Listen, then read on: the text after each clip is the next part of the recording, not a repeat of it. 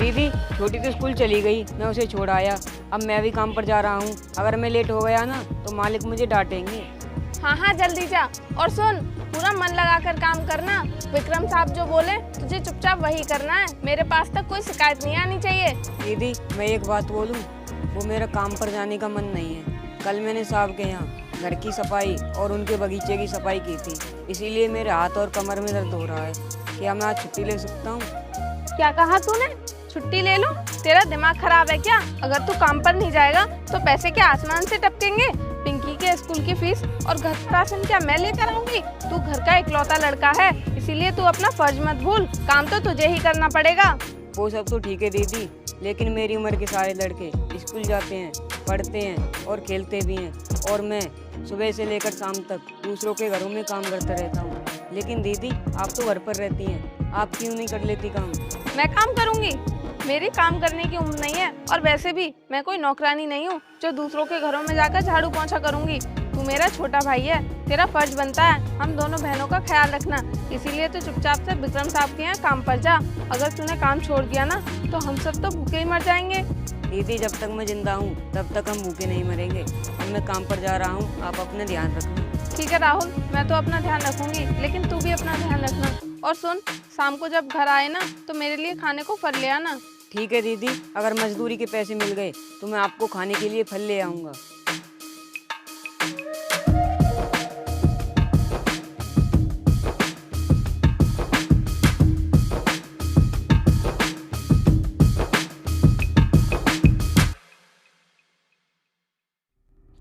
चलो, राहुल तो काम पर चला गया और पिंकी भी स्कूल चली गई है।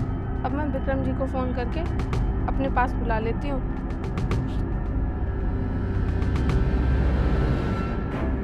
हेलो विक्रम जी, राहुल आपके यहाँ काम पर के लिए निकल गया है, आप उसे काम पर लगाकर आ जाओ।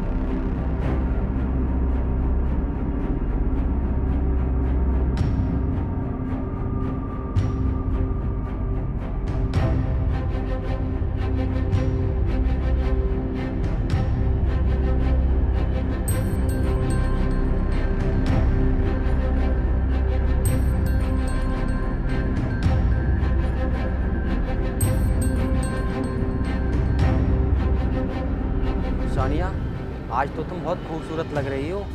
और कैसी हो? ठीक तो हो? मैं तो ठीक हूँ विक्रम जी, आप आ गए, वो भी इतनी जल्दी। राहुल वहाँ पर पहुँचा या नहीं? कहीं उसने आपको यहाँ आते हुए देख तो नहीं लिया? अगर उसने आपको देख लिया ना तो वो बहुत बड़ा तमाशा कर देगा, क्योंकि मैं उसी के मालिक से प्यार करती हूँ। अगर उसे पता चला तो वो बहुत बड़ा तमाशा बनाएगा। अरे सोनिया, तुम्हारे भाई को क्या पता चलेगा? मैं तो उसे पीछे वाले बगीचे में घास काटने के लिए और 3 गाड़ियां धोने के लिए लगा करके आया हूँ, और वो चिलचिलाती धूप में पसीना बहा रहा है, और उसे क्या पता कि मैं उसकी बहन के साथ मजे करने आया हूँ। उसे तो नहीं पता, लेकिन मुझे उसके लिए कभी कभी बहुत बुरा लगता है। अभी उसकी उम्र ही क्या है, खेलने कूदने और स्कूल जाने की उम्र है, लेकिन वो इस उम्र में काम करता है। और आज तो वो मुझसे कह भी रहा था कि दीदी आज मेरा काम पर जाने का मन नहीं है, मेरे हाथ पैरों में बहुत दर्द हो रहा है, लेकिन मैंने ही उसे डांट कर तुम्हारे घर काम पर भेज दिया। अरे सोनिया, इसमें बुरा लगने वाली कौन सी बात है? मैं उसे काम के बदले पैसे देता हूँ, और हाँ, उसी के बहाने तो हमारा प्यार परवान चढ़ रहा है। तुम सोचो, अगर वो मेरी कोठी पर काम नहीं करता तो हम ऐसे में कैसे मिल पाते? ये बात तो बिल्कुल सच है, जब वो तुम्हारे यहाँ काम पर जाता है तभी तो हम और तुम मिल पाते हैं, लेकिन हम ऐसे कब तक छुप छुप कर मिलते रहेंगे? तुम मुझे इस गरीबी और इस सड़े हुए घर से पता नहीं कब आज़ाद करोगे। सोनिया, बहुत जल्द मैं तुम्हें इस सड़े हुए घर से आज़ाद करा लूँगा। तुम्हें तो पता ही है मेरा कितना बड़ा बिजनेस है। मैं तो सिर्फ सही मौके का इंतजार कर रहा हूँ। जिस दिन मुझे मौका मिलेगा ना, मैं तुम्हें इस घर से आज़ाद करा दूंगा। तुम हर बार ही ऐसे ही कहते रहते हो विक्रम। मुझे इस घर में घुट घुट कर नहीं जीना है। मुझे तो तुम्हारे उस बड़े से महल की मालकिन बनना है। मैं नौकरानी की तरह ज़िंदगी नहीं जीना चाहती। मैं भी चाहती हूँ कि मेरे पास महंगे कपड़े और नौकर चाकर हों। वो सब तो तुम्हारा ही है सोनिया, और तुम उस घर में रानी बनकर ही आओगी, लेकिन तब तक के लिए तुम्हें थोड़ा सब्र करना पड़ेगा। और हाँ, मैंने तुम्हारे भाई को काम दे तो दिया है, इससे बड़ी मदद और क्या दूं? मैं तो यही चाहता हूँ कि तुम्हारा भाई मेरे यहाँ पर दिन रात काम करता रहे, ताकि हम दोनों को कोई परेशान ना कर सके और हम मिलते रहें। तुम कितने चालाक हो विक्रम जी, और मैंने भी उससे कह दिया है अगर उसने काम छोड़ा तो हम सब भूखे मर जाएंगे। तो वो वैसे ही डर की वजह से काम नहीं छोड़ेगा। और पिंकी स्कूल में रहे, राहुल तुम्हारे घर पर काम करता रहे, हमारी ज़िंदगी ऐसे ही आराम से कट जाएगी। बिल्कुल सही कहा। अब तुम उन बच्चों की बातों को छोड़ो, हमारे पास मुश्किल से 2-3 घंटे बचे हैं। तुम एक काम करो, मेरे लिए 1 कप चाय बना कर लाओ, फिर हम आराम से बैठकर बातें करेंगे। आप बैठिए तो सही, चाय तो मैं आपके लिए बनाकर ले ही आऊँगी। बैठो।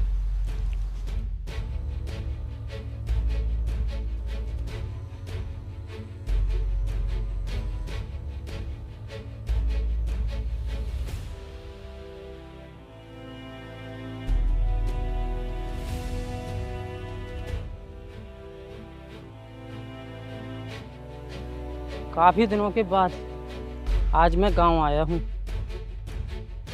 पहले मुझे उन बच्चों के घर जाना चाहिए, उसके बाद ही अपने घर जाऊंगा, क्योंकि मेरे घर में मेरे बच्चों को ख्याल रखने वाला मैं हूं और भी हैं, लेकिन उन बच्चों के तो माँ बाप ख़त्म हो गए।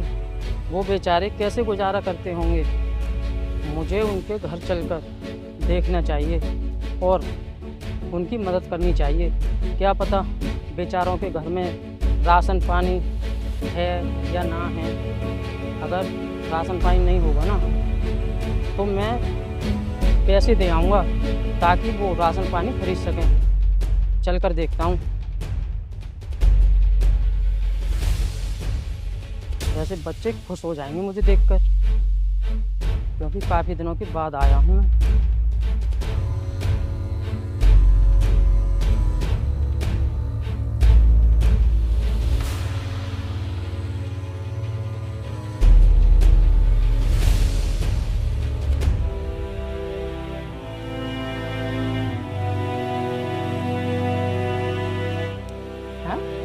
गाड़ी?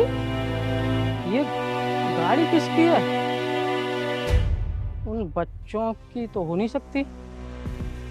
देखता हूँ। राहुल, अरे कहाँ हो? राहुल,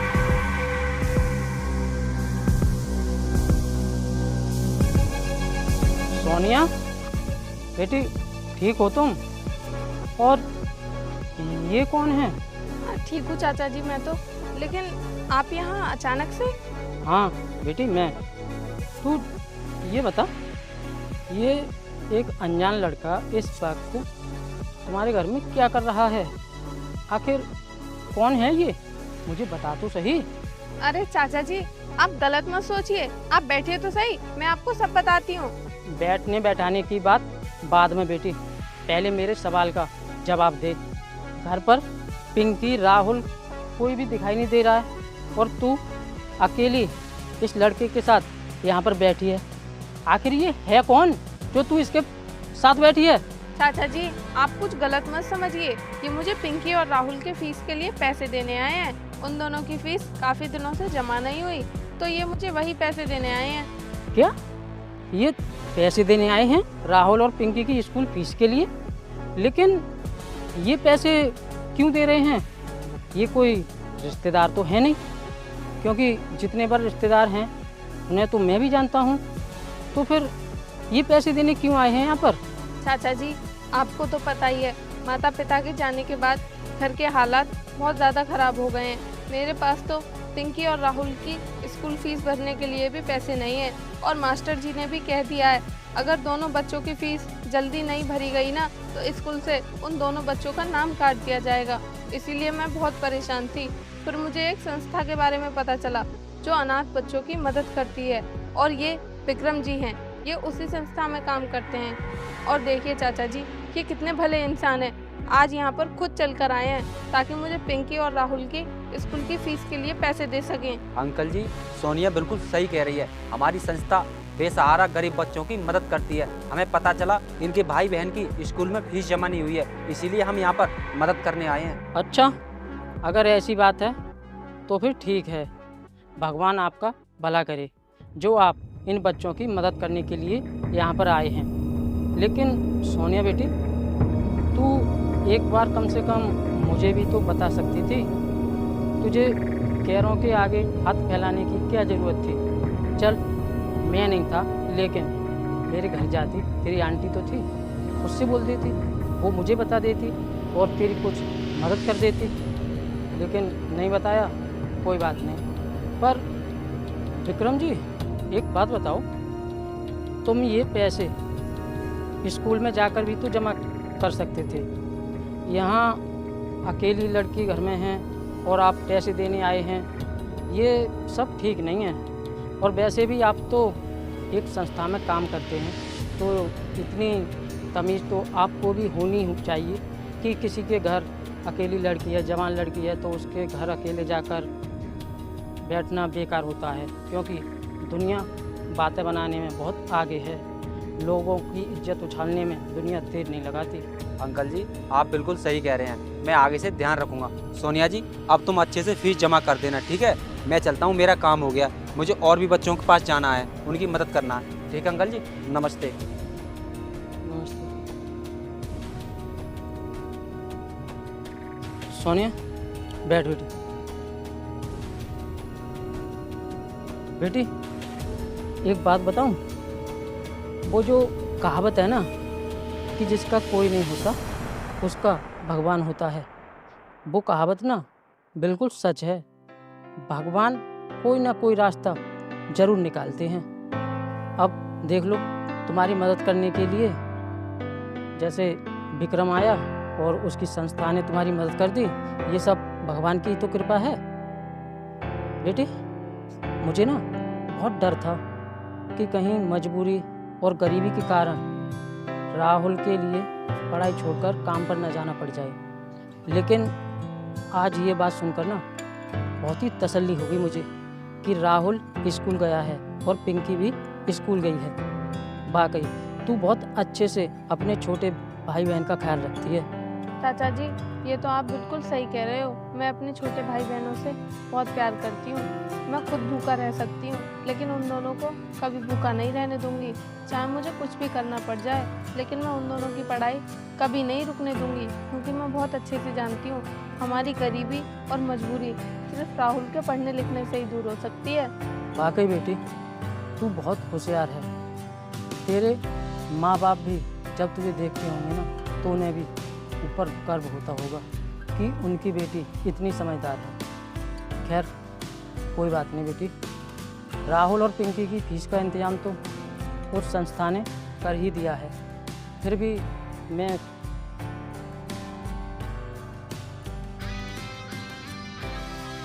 ये पैसे देना चाहता हूँ राशन पानी के लिए, ये लो। और बेटी, एक बात याद रखना, अगर फिर से तुम्हें किसी भी चीज़ की ज़रूरत हो तो मुझे बता देना, मुझे खबर कर देना, ठीक है? कोई भी तंगी हो मुझे ज़रूर बताना, ठीक है? अब मैं चलता हूँ घर, ठीक है? ठीक है चाचा जी।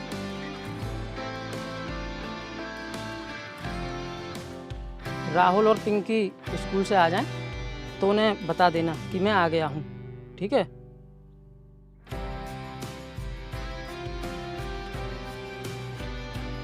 यकीन नहीं होता कि इतने पागल भी लोग होते हैं दुनिया में। इनको पागल बनाना बहुत ही आसान है।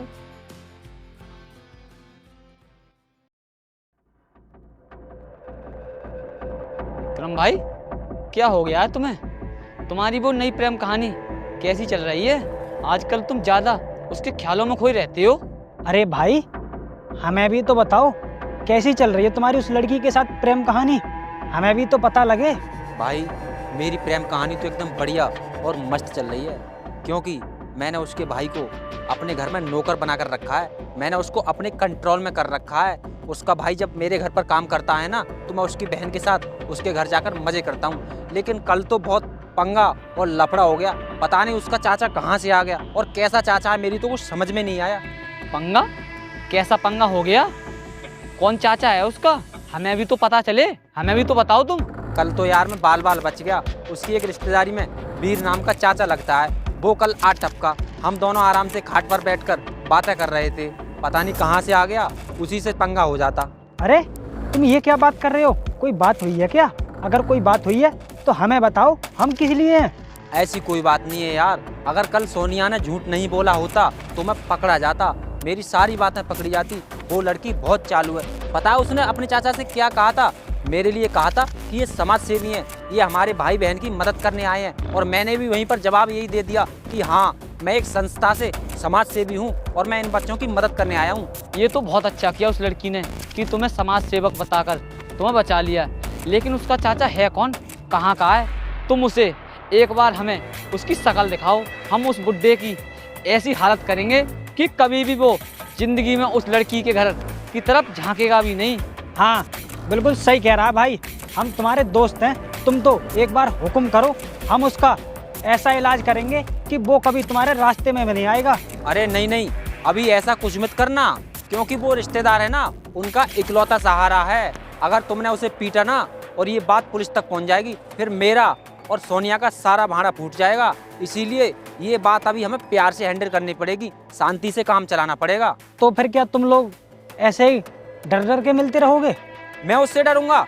मुझे उससे डरने की कोई जरूरत नहीं है। हाँ, अगर वो दोबारा हम दोनों के बीच में आया तो मैं सीधा तुम्हें बताऊंगा, तब तुम्हें जो करना है उसके साथ कर लेना, ठीक है? अब मुझे कुछ काम है, मैं चलता हूँ। ठीक है भाई, जाओ, लेकिन हाँ, एक बात अच्छे से याद रखना, अगर कोई पंगा हो तो हमारे पास कॉल कर देना।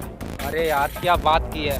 बिल्कुल भाई, अगर ऐसी कोई बात होगी ना तो मैं सीधा तुम्हें फोन करूंगा। अब मुझे कुछ काम है, मैं घर जा रहा हूँ, ठीक है? ठीक है, जाओ।